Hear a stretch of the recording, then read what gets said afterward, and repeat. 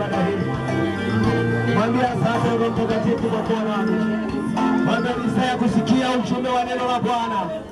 Ni saa ya kusikia neno la Bwana. Ni saa ya kusikia ujumbe huu wa siku ya leo. Mwambie Bwana, niko tayari kusikia neno lako. Mwambie Bwana, niko tayari kusikiza maelekezo yako. Mwambie Bwana, niko katika ibada ya leo, nataka nikusikie ukisema nami. Mwambie Roho Mtakatifu asikupite katika ibada ya leo. Mwambie Roho Mtakatifu aseme na maisha yako katika ibada ya leo. Mwambie niko tayari Roho Mtakatifu, sema nami. Wewe uliye mwanzo na mwisho katika maisha yangu. Mwambie niko tayari kusikia sauti yako. Niko tayari kuzungumza na wewe. Mwambie niko tayari kupokea. Rasha kataraba ya narabasika. Ni saa ya Mungu kusema na maisha yako. Ni saa ya Mungu kusema na roho yako. Anza kujiandaa, anza kujiandaa. Mwambie niko tayari, niko tayari. Na nini unayenifuatilia kupitia mtandao wetu kwenye akaunti yetu ya YouTube GTG Media Production, naamini unaendelea kubarikiwa na mafundisho ambayo yanapatikana katika chaneli yetu na katika ibada zetu zinazofanyika katika kanisa letu la FPCT mahali hapa Masekero, Shinyanga, eneo la Ishashandili. Naamini unabarikiwa. Na tutumie fursa hii kabla sijasoma neno la Mungu kuwakaribisha watu wote ambao wamekuwa wakitufuatilia katika mitandao. Tunawakaribisha katika ibada zetu, na tumekuwa na namba zetu ambazo zinapita hapo chini ambazo mnaziona. Hizo ni kwa ajili ya kupiga, kwa ajili ya kuwasiliana na mchungaji, kwa ajili ya maombezi na maombi. Lakini pia unataka kufahamu kanisa liko wapi ili uweze kufika ibadani, ukipiga kwa simu hizo zilizoko hapo chini, zinazotembea hapo chini, utaweza kukutana na kuelekezwa mahali sahihi pa kuja kuabudu. Basi tunawakaribisha watu wote. Bwana Yesu asifiwe sana. Amen. Lakini pia kwa wale ambao wanasikia kushiriki nasi kazi za ujenzi wa kazi ya Bwana, tunaendelea na kazi ya ujenzi wa kanisa ambalo unaweza ukaona mahali hapa kanisa. Msingi huu tunahitaji kumjengea Mungu madhabahu nzuri ya kumwabudia mahali hapa. Kwa hiyo tunapowakaribisha watu katika ibada zetu, wako wengine ambao wanasikia kushiriki nasi katika kazi ya kujenga kazi ya Mungu, karibu na Mungu akubariki. Kama una sadaka yako, unaweza ukaitoa kwa ajili ya kujenga madhabahu ya Bwana. Ukileta mfuko mmoja wa simenti, ukaleta mifuko miwili, ukatuletea nondo, Mungu atakubariki ili tuweze kuwa na mahali sahihi pa kumwabudia Bwana Yesu. Na watu wa Mungu waseme amena. Amen. Bwana Yesu apewe sifa. Amen. Basi baada ya hayo machache ya utangulizi, ujumbe wa leo unasema nini? Ujumbe wa leo unasema nini kwa wale ambao tutakuwa tukiandika hapo? Kuinuliwa katikati ya watesi. Hebu sema kuinuliwa katikati ya watesi. Kuinuliwa katikati ya watesi. Naomba urudie kwa nguvu. Somo leo linasema kuinuliwa katikati ya watesi.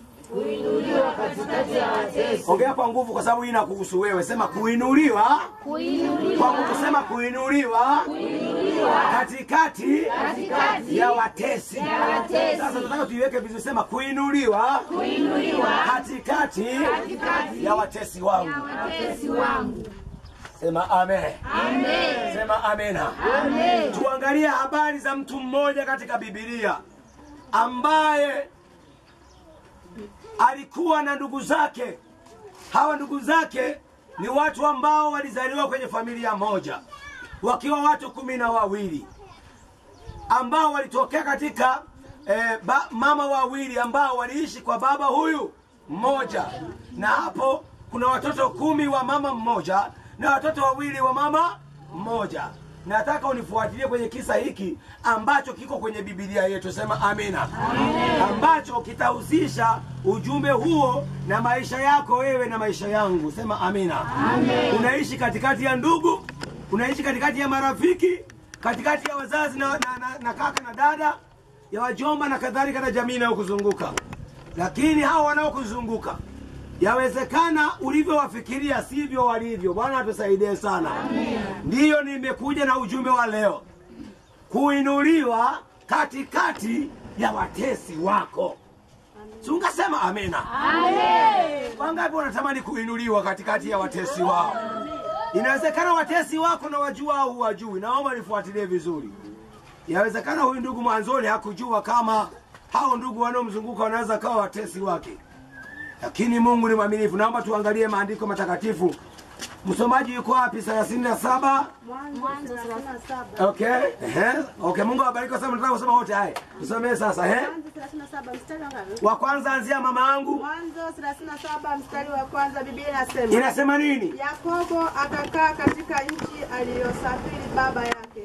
Katika nchi ya Kanaani. Hivi ndivyo vizazi vya Yakobo. Hivi vizazi vya Yakobo. Yusufu aliyekuwa mwenye miaka 17 alikuwa akichunga kondoo pamoja na ndugu zake. Yusufu aliyekuwa mwenye miaka 10 na ngapi, watumishi wa Mungu? 17, kijana mbichi. Amen. Ingekuwa mpiga kura tungesema hajaanza hata kupiga nini? Ndio, endelea. Naye alikuwa kijana pamoja na wana wa Biliha. Alikuwa kijana pamoja na vijana wengine. Na wana wa Zilipa. Ndio. Wake wa baba yake Yakobo. Yusufu akamletea baba yao habari zao mbaya. Basi Israeli akampenda Yusufu kuliko wanawe. Yusufu akaleta taarifa zinazohusiana na kaka zake, ndugu zake, kumwambia baba yake. Na zile taarifa kwa kweli ni kama hazikuwa nzuri. Zilikuwa mbaya kwenye masikio ya nani? Ya Yakobo baba yake na nani? Na Yusufu. Bwana Yesu atusaidie sana. Amen. Zikamkasirisha, ndio. Maana ni mwana wa uzee wake. Huyu Yusufu alikuwa ni miongoni mwa wale watoto wa mwishoni wa nani? Wa Yakobo. Akamfanyia kanzu ndefu. Akamtengenezea na mavazi. Ndugu zake wakaona ya kuwa baba yao anampenda kuliko ndugu zake wote. Sikiliza, ndugu zake wakagundua ya kwamba baba yao Yakobo anampenda nani? Kuliko nani?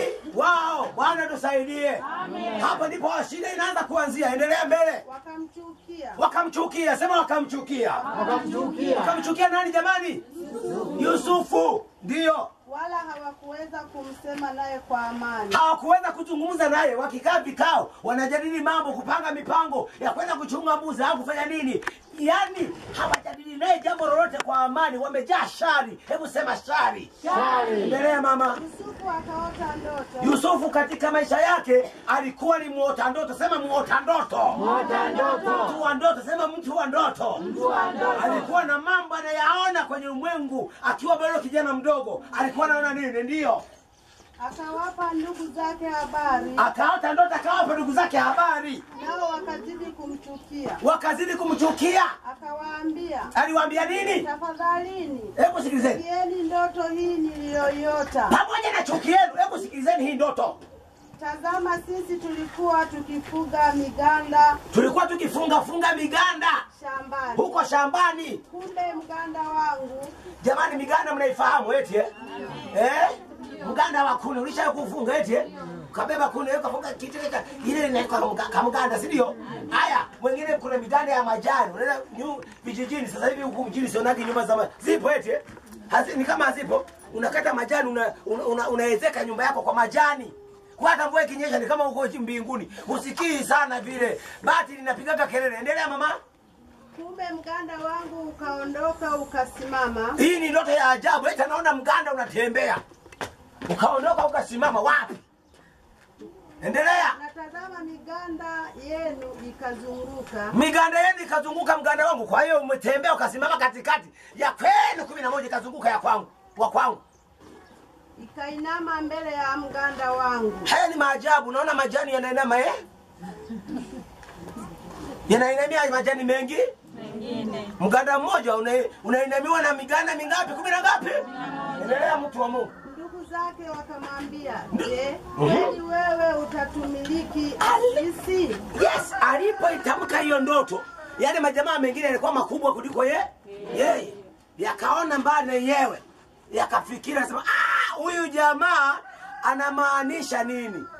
Ametoa mfano wa miganda yetu kuinamia mganda wake, lakini hii ndoto ina maana hii. Yakatafsiri pale majamaa yakatafsiri kwamba anamaanisha huyu sisi tutamuinamia, tutamsujudia, tutamnyenyekea kwenye maisha yake huko ukubwani. Wakanaka kadogo kana kiburi. Nawe utatutawala sisi. Wakamwambia kumbe na maanisha wewe utatutawala sisi. Wakazidi kumchukia kwa ajili ya ndoto yake. Ndipo wakaongeza kumchukia Yusufu kwa sababu ya hizo ndoto zake. Na kwa maneno yake. Na kwa yale maneno aliyokuwa akiwaambia. Mstari wa 9. Hili jamaa lilikuwa jasiri. Bwana Yesu atusaidie sana. Hili jamaa lilikuwa nini? Jasiri. Ninaongea, yani unajua ni kwamba wakati mwingine hata ndoto zako si unazisema sema kwa watu sana. Bwana Yesu atusaidie sana. Kuna wengine wanaweza kaanza kupanga kufifisha ndoto zako zisitimie. Ndicho kikuanza kufanyika kwa huyo ndugu. Waambie watu hasa ovyo ovyo. Chuje cha kusema Jumapili sema kufanyaje kutawala nini? Kinywa. Uangalie pia kusema kwa wakati. Hebu soma mtu wa Mungu. Anasema nini? Akaota tena ndoto nyingine. Akawaambia ndugu zake. Akawaambia nini? Akasema. Jamani niliota ndoto, hebu sema muota ndoto. Akawaambia nini? Angalieni. Ndoto nyingine. Nimeota na nyingine. Natazama juu ya mwezi na nyota 11. Nilitazama kwenye mwezi huko na nyota na nini zikaniinamia. Nikaona zinaniinamia nyota na Akawaambia baba yake na ndugu zake. Na hiyo ndoto hakuishia hapo, akaenda kumwambia paka na nani? Baba yake. Akisema sawa? Okay. Baba yake akamkemea, akamwambia, ni ndoto gani hii uliyoota? Baba akachukua nafasi ya ubaba na yeye akasema, mtoto umezidi sasa kuongea. Umesema nini? Unamaanisha nini na wewe? Mimi na mama yako na ndugu zako tutakuja tukusujudie hata yani wewe mtoto unajua yani unajaribu kufikiria Biblia imechuja maneno si ni sawa? Yamkini yeye Jacob akasema hivi wewe mtoto hebu sogea hapa, akamvuta kama alikuwa amevaa kanzu, sogea hapa wewe, na maana wewe mtoto una adabu siku hizo. Unamaanisha nini? Unamaanisha kwamba mimi na mama yako huyu na ndugu zako na sisi na mimi niliyekuzaa tunakupigia magoti wewe? Baba akalinda naye akataka kulinda kibarua chake. Ninaongea na mtu wa Mungu aseme amina. Amen. Ndoto. Amina. Endelea mama. Anasema nini? Ndugu zake wakamhusudu. Ndugu zake yani kama wakamhususia kabisa. Bali baba yake akalihifadhi neno hili. Ila baba yake pamoja na ukali wake wote, sikiliza hapa nikwambia habari hii. Baba yake Yakobo kuna siku vijana wale wameenda kuchunga ng'ombe wa baba yao, mifugo ya baba yao. Baba yao akamwambia Yusufu, wapelekee nini? Chakula. Yule mtu akasema, "Nimetoka hapa, maana niliwasikia wakisema, twendeni Dothani." Basi Yusufu akawafuata ndugu zake, akawakuta huko Dothani. Ndio. Wakamwona toka mbali, na kabla hawajakaribia, hajawakaribia shauri juu yake ili wamuue. Sikiliza hapo. Rudia hiyo. Huo mstari ule ulipofika simama. Soma hapo vizuri. Mstari wa 18. Anasema nini? Sikiliza mtu wa Mungu. Wakamwona toka mbali. Ndugu zake na Yusufu wakamwona Yusufu anakuja, ameagizwa na baba yao kutokea mbali, kama ni kwenye bonde kule. Wanasema anakuja ule mwenye mota nini? Mota nini jamani? Ndoto tumemwona anakuja. Wakapanga mipango. Hawa ni ndugu zake. Wewe nikwambia hivi, Mungu amepanga kukuinua wewe katikati ya maadui zako. Katikati ya watu ambao wanakuwazia mabaya. Hapo ndipo bado Mungu amepanga kutimiza ndoto zako zitimie. Si ukasema amina? Kuna mtu ambaye Mungu amepanga kuinua huduma yake. Kuna mtu Mungu amepanga kubadilisha maisha yake. Hapa, sio kwingine. Hapa anasema hapa. Sema amina. Kwa nini? Katikati ya wale ambao yawezekana wanaokuwazia mabaya, hapo ndipo Mungu amepanga kukuinua. Amina. Unatakiwa kubaki kwenye msimamo ule ule. Sema amina. Ile ndoto yako ibaki pale pale. Sema amina. Yale mawazo yako mema yabaki vile vile. Sema amina. Kwa sababu bado Mungu amekuwazia mema. Ndiyo, soma mtu wa Mungu. Na kabla hajawakaribia wakafanya shauri juu yake ili wamuue. Ili wamuue. Unaona mawazo yao hawa. Hawa ni ndugu zake wa kutoka kwenye tumbo, kwenye viuno vimoja vya nani? Vya baba yao ya nani? Yakobo. Mstari wa 19. Wakasemezana wao kwa wao. Wakawa wanaongezana wao kwa wao kabla hajafika. Yule bwana wa ndoto anakuja. Unaona majina wakaanza kumuita na nini? Majina. Sio tena nani? Yusufu. Anaitwa nani? Bwana wa ndoto. Mwambie Mungu akubadilishie jina. Sema amina. Mwambie Bwana badilisha jina lako. Sema amina. Wakuone muota ndoto, mwenye maono. Sema amina. Mwenye mipango, sikuone wewe siku zote. Kuna mwingine anaitwa jina la ajabu. Majina gani ya ajabu kiitwa unajisikia vibaya? Nisaidieni watu wa Mungu. Haraka sasa. Shida, tabu, majuto, mawazo, mateso, masumbuko. Bwana atusaidie sana. Mwambie Bwana abadilishe jina lako, sema amina. Mwambie Mungu ageuze jina lako, sema amina.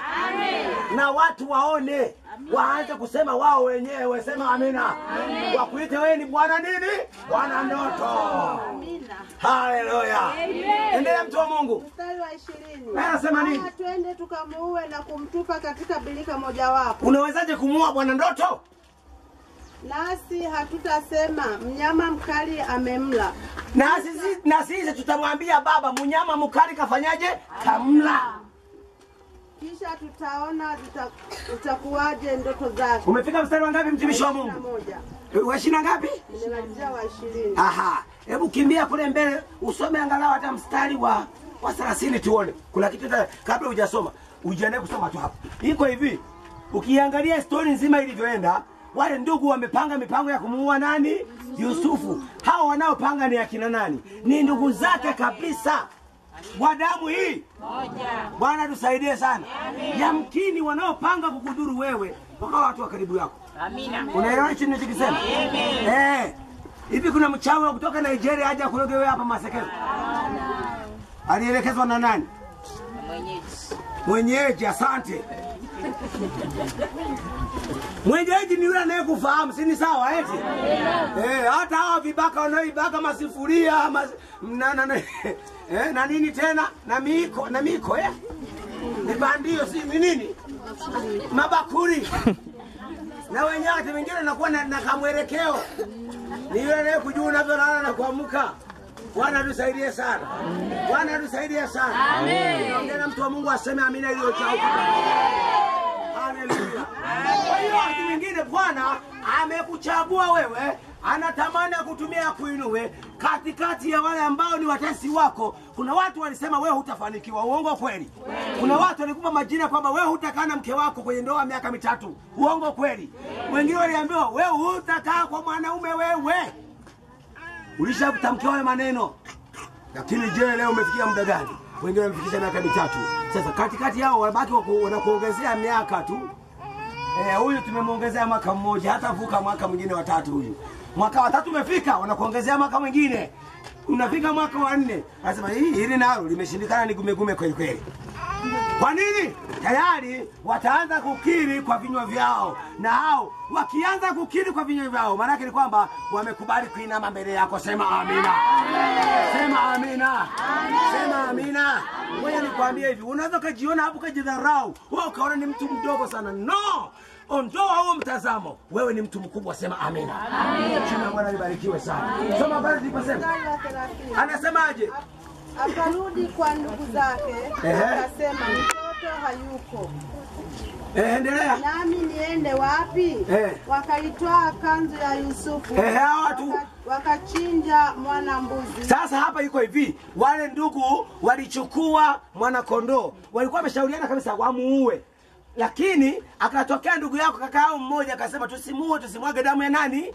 Ya ndugu yetu. Mungu akainua mpango mwingine wa kumnusuru Yusufu na kifo. Sema Yusufu na kifo. Yusufu na kifo. Sema muota ndoto hafi. Muota ndoto hafi. Taka zimetimia. Ukasema kwa nguvu, sema muota ndoto hafi. Muota ndoto hafi. Taka zimetimia. Taka zimetimia. Kama hazijatimia huyo mtu no dead. Amen. Hakuna kubedhi hapa. Jina la Bwana libarikiwe sana. Amen. Nisikilize mtu wa Mungu nikwambie. Sasa hapo wamepanga, wakaamua sasa, wakabuni mbinu nyingine. Sema wakabuni mbinu. Iseme haraka haraka, wakabuni mbinu haraka twende. Mbona maneno yanachanganyana hapa? Bwana Yesu asifiwe sana. Amen. Ndio. Wakaandaa sasa tuchinje mwana kondoo hapa. Kama ni kaburi tukachune ngozi, tumwage damu, halafu tuchukue mavazi yake tuyaroweke humo. Halafu hilo vazi tutampelekea nani? Baba yake ambaye ni baba yetu Yakobo. Akishaona lile vazi, halafu huyu tumtupe shimoni. Unaona mpango wa pili? Wamekwepa kumuua pale pale, lakini wanataka wafanyeje? Afe na nini? Hata na njaa au vinginevyo. Wakamtupa kwenye shimoni, kwenye shimo, wakadumbukiza humo.